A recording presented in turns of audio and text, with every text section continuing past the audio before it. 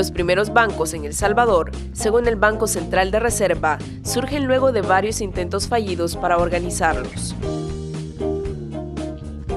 En 1867, entre los diferentes proyectos se encontraba el Banco de El Salvador, un banco de emisión, depósito y descuento, cuyo fundador fue el señor William Francis Kelly, contando con el apoyo del gobierno. La creación de este banco, en un primer intento, fue fallido. Fue hasta en 1880 que empezó a funcionar el Banco Internacional de El Salvador como banco privado emisor de billetes. El banco fue fundado mediante un contrato entre el ministro de Hacienda, don Pedro Meléndez, y don J.F. Medina, el 5 de abril de 1880.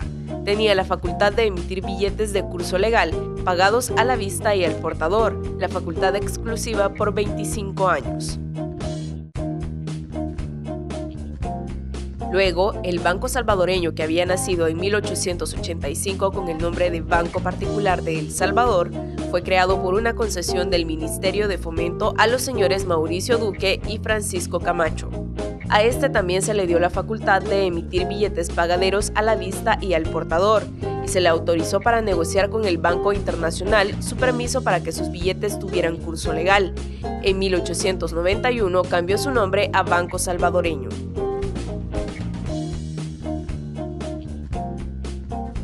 Luego, en noviembre de 1889 surge el Banco Occidental. Este fue fundado por don León Dreyfus y don Emilio Álvarez y funcionaba en el departamento de Santa Ana. También obtuvo la facultad de emitir billetes pagaderos a la vista y al portador. En 1895 fue fundado otro banco, el Banco Agrícola Comercial, por iniciativa de los señores José González Asturias y Rodolfo Duque. A este también se le facultó para emitir billetes al portador, al igual que los otros bancos fundados anteriormente. Para 1898 funcionaban en el país 5 bancos: el Banco Internacional, el Banco Salvadoreño, el Banco Occidental, el Banco Industrial y el Banco Agrícola Comercial. Sin embargo, durante 1898, la situación económica del país no era muy buena y no daba señales de mejoramiento, por lo que la Asamblea Nacional decretó una ley moratoria que, entre otras cosas, establecía que los billetes en circulación de los bancos emisores serían recibidos a la par de la moneda nacional de plata, en pago de las rentas internas del Estado, y se establecía la inconvertibilidad de los billetes. El gobierno continuó haciendo esfuerzos para superar la crisis que hacía peligrar las actividades de los bancos establecidos, pero en abril de 1898, por acuerdo de su Junta General, se puso en liquidación el Banco Industrial de El Salvador, que había nacido en junio de 1895. También en 1898 se promulga la primera ley de bancos de emisión, que fue reformada en 1899. La banca privada siguió evolucionando en El Salvador y fueron apareciendo y desapareciendo algunos bancos que no pudieron mantenerse en el mercado. Algunos se fusionaron con otros existentes, otros se liquidaron. Entre los bancos de existencia fugaz se encuentra el Crédito Territorial de El Salvador, fundado en 1886, el Banco Nacional de El Salvador, fundado en 1906 y liquidado en 1913, y el Banco Anglo-Sudamericano, fundado en 1926. A principios de la década de 1930 funcionaban 3 bancos locales con privilegio oficial de emisión de billetes al portador. Estos eran los Bancos Salvadoreño, Occidental y Agrícola Comercial, y existía una sucursal del Banco de Londres y América del Sur Limitado. Es hasta el 19 de junio de 1934 que el Banco Agrícola Comercial se convierte en Banco Central de Reserva de El Salvador, centralizándose en la emisión de billetes. El Banco Central nace como una sociedad anónima de economía mixta, en la que participaron los bancos que dejaron de ser emisores, la Asociación Cafetalera de El Salvador y accionistas particulares. Los bancos privados emisores existentes a esa fecha renunciaron a su derecho de emisión. La emisión de billetes de los bancos Agrícola, Comercial, Salvadoreño y Occidental se centralizó en una institución, el Banco Central de Reserva de El Salvador. Dentro de las funciones que se le definieron al ser creado estaba la de ser banco de bancos. Por esta razón, los bancos se vieron obligados por la ley del Banco Central a mantener un 10% de sus depósitos en efectivo como reserva en el Banco Central. El colapso mundial de 1929, que hizo necesaria la revisión del sistema crediticio salvadoreño que dio origen a un plan de reforma por parte del gobierno, fue la razón principal para la creación del Banco Central. Asimismo, la creación del banco tenía la finalidad de organizar mejor y más sólidamente la economía pública y privada, mediante la estabilización de la moneda y la regulación del crédito. Bajo este mismo razonamiento fue creado el Banco Hipotecario de El Salvador. Ambos bancos fueron creados como instituciones mercantiles concesionarias del Estado, pero de carácter particular, no oficial, para protegerlas de toda injerencia para el buen desempeño de sus funciones. En diciembre de 1934 se emitió el decreto legislativo que contiene la ley del Banco Hipotecario de El Salvador, definiéndole como objetivos efectuar préstamos con garantía hipotecaria de bienes inmuebles y emitir sus propias obligaciones en forma de cédulas, certificados u otros títulos. En enero de 1935 fue firmada la escritura de constitución del Banco Hipotecario como sociedad anónima, que por definición legal desempeñaría un servicio de utilidad pública. Su capital social fue integrado por el aporte de la Asociación Cafetalera de El Salvador, la Asociación de Ganaderos de El Salvador y accionistas particulares. Entre sus funciones principales estaban la concesión de préstamos hipotecarios a largo plazo, la emisión de cédulas y certificados hipotecarios u otros títulos compatibles con su naturaleza, las negociaciones por cuenta propia o ajena de cédulas, certificados u otros títulos emitidos por él, la concesión de préstamos con garantía de sus propias cédulas o certificados, el comercio de café y otros productos agrícolas o industriales en concesiones especiales y la adquisición y conservación de bienes raíces para el desarrollo de sus funciones, entre otras. Como primera providencia, en la Constitución Política de 1950, en el artículo 143, se estableció que el poder de emisión de especies monetarias correspondía exclusivamente al Estado, el cual podrá ejercerlo directamente o por medio de un instituto emisor de carácter público. El Estado debería orientar la política monetaria con el objetivo de promover y mantener las condiciones más favorables para el desarrollo ordenado de la economía nacional. La Constitución de 1950 aseguró como derecho anexo a la soberanía la emisión de la moneda y la dirección de la política monetaria. El cumplimiento de esta disposición constitucional exigía el cambio de carácter o el reconocimiento expreso del Banco Central como una entidad de servicio público. La participación de la banca salvadoreña y el desarrollo económico del país. Es en 1952, con el gobierno del coronel Óscar Osorio, que se utilizó los servicios de dos expertos del Fondo Monetario Internacional para investigar los siguientes puntos. Si la capacidad financiera de El Salvador era suficiente para permitir un ritmo de desarrollo económico superior al que había tenido hasta entonces, si la política monetaria y crediticia seguida hasta el momento era la más adecuada para lograr ese mayor ritmo de desarrollo económico, y si deberían introducirse cambios de estructura y de orientación en el sistema bancario a fin de que éste respondiera mejor a las necesidades de progreso del país. La misión del Fondo Monetario diagnosticó que la estructura de la banca salvadoreña solamente podía considerarse aceptable si la actitud de los salvadoreños fuera pasiva ante la necesidad de impulsar el desarrollo de la economía nacional.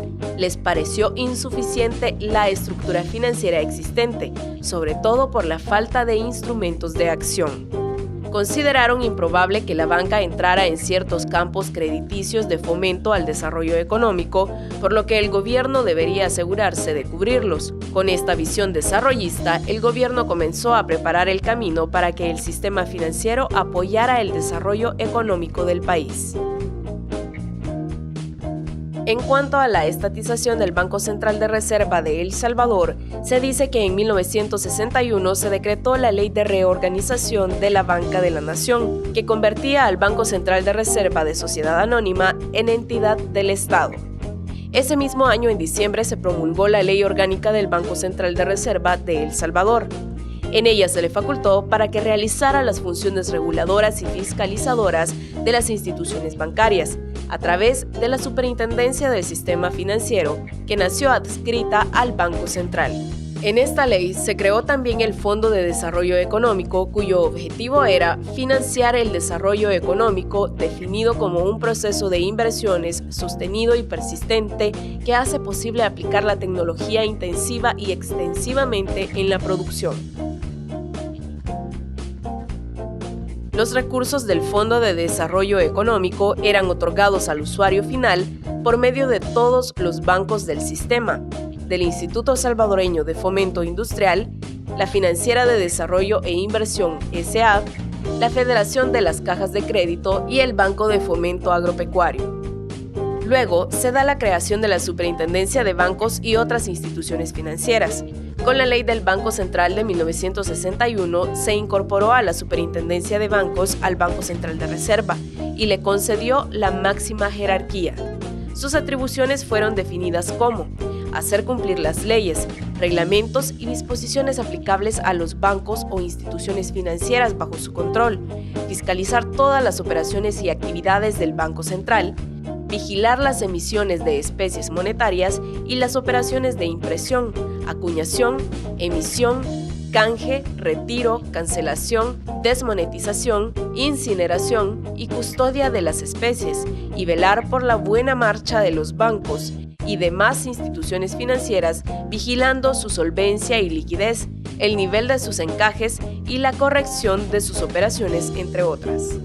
La visión desarrollista de los años 50 dio su fruto en la década de 1960, al crearse instituciones oficiales que proveían de crédito para el fomento de los sectores. Así nacieron el Instituto Salvadoreño de Fomento Industrial, INSAFI, para financiar al sector industrial, el Banco de Fomento Agropecuario, BFA, con el fin de proveer financiamiento al sector agropecuario, la Federación de Cajas de Crédito, FEDECRÉDITO, y el Fondo de Financiamiento y Garantía para la Pequeña Empresa, FIGAPE, para facilitar el acceso al crédito a los pequeños y microempresarios. Los organismos financieros quedaron obligados a informar y la superintendencia a ejercer el más minucioso análisis de libros, comprobantes y rutinas de trabajo. Las irregularidades graves que notara la superintendencia tendrían que ser informadas a la directiva del Banco Central para que se impusiera las sanciones señaladas por la ley. Para septiembre de 1970 se decretó la Ley de Instituciones de Crédito y Organizaciones Auxiliares LICOA, con el objetivo de normar las operaciones de estas instituciones en aspectos que no estaban contemplados en el Código de Comercio vigente. La ley definía a las instituciones de crédito como los entes intermediarios en el mercado financiero que actúan obteniendo fondos del público por medio de los depósitos o la emisión para colocarlos total o parcialmente en operaciones activas de crédito o inversión. También definía a las instituciones de ahorro y préstamo en su artículo 108. Estas instituciones se dedicaban a la captación exclusiva de depósitos de ahorro y a proveer de crédito para la construcción y adquisición de vivienda. Posteriormente, a partir de la creación de la Junta Monetaria en 1973, la Superintendencia de Bancos y otras instituciones financieras pasaron a depender directamente de la Junta.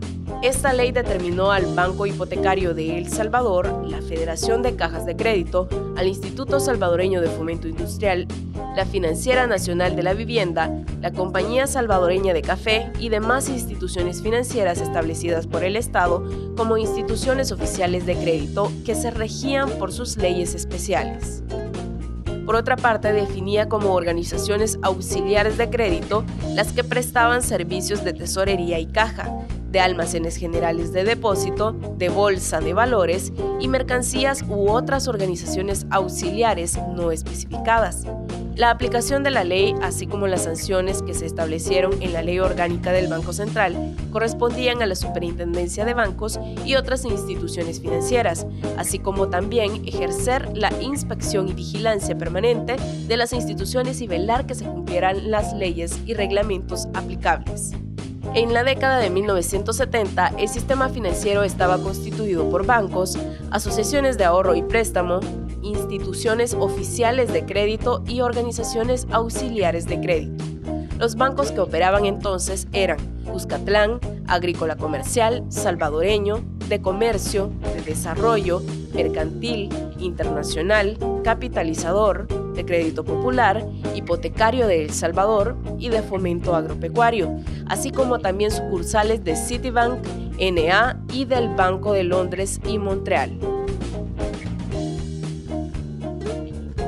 Además, también formaban parte del sistema financiero y operaban como asociaciones de ahorro y préstamo las siguientes instituciones: Construcción y Ahorro S.A. Casa, Crédito Inmobiliario S.A. Crediza, la Central de Ahorro S.A., Crece S.A., Atlacat S.A. y Ahorro Metropolitano S.A. Ahorromet.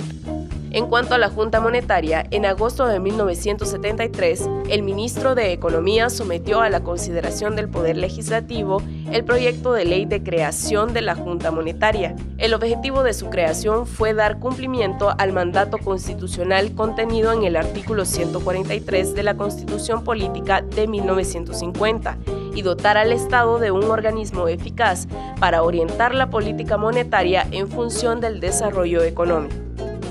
La Junta Monetaria permitiría el cumplimiento del precepto constitucional de que el Estado dispusiera de un organismo adecuado para la formulación de las medidas de política monetaria que fueran necesarias. Las atribuciones de la Junta Monetaria fueron las mismas ejercidas por el Banco Central a esa fecha. Sin embargo, como se consideraba que las políticas fiscal y monetaria eran esenciales para la política económica, su formulación debería ser de responsabilidad directa de los funcionarios públicos vinculados con el proceso de desarrollo del país. La Junta Monetaria estaba integrada por el presidente de la República, quien presidía, el ministro de Economía, el ministro de Hacienda, el ministro de Agricultura y Ganadería, el secretario ejecutivo del Consejo Nacional de Planificación y Coordinación Económica y el presidente del Banco Central de Reserva de El Salvador, quien actuaba como secretario de la Junta.